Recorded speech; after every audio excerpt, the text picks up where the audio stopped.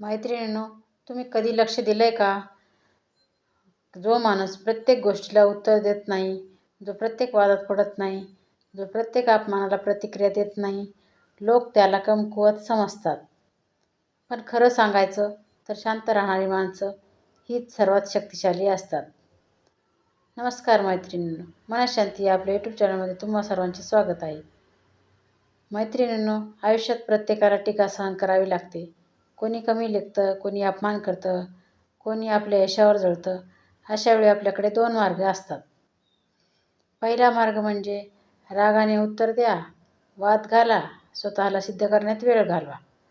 आणि दुसरा मार्ग म्हणजे शांत राहा, कारण प्रत्येकाला उत्तर देणं आवश्यक नसतं. समुद्र कितीही विशाल असला तरी प्रत्येक दगडावर तो आवाज करत नाही. तसंच खरं सामर्थ्य आवाजात नसतं तर संयमात असतं. ज्याला स्वतःवर विश्वास असतो त्याला जगाला काही सिद्ध करण्याची गरज नसते. लक्षात ठेवा मैत्रिणींनो, रिकामं भांडं हे नेहमी जास्त आवाज करतं, पण भरलेलं भांडं शांत असतं. तसंच ज्ञानी, अनुभव आणि आत्मविश्वास असलेली माणसं अनावश्यक बोलण्यात वेळ वाया घालवत नाहीत. शांत राहणं म्हणजे भीती नाही, शांत राहणं म्हणजे स्वतःवरच नियंत्रण. जो स्वतःच्या रागावर विजय मिळवतो तोच खरा विजेता असतो.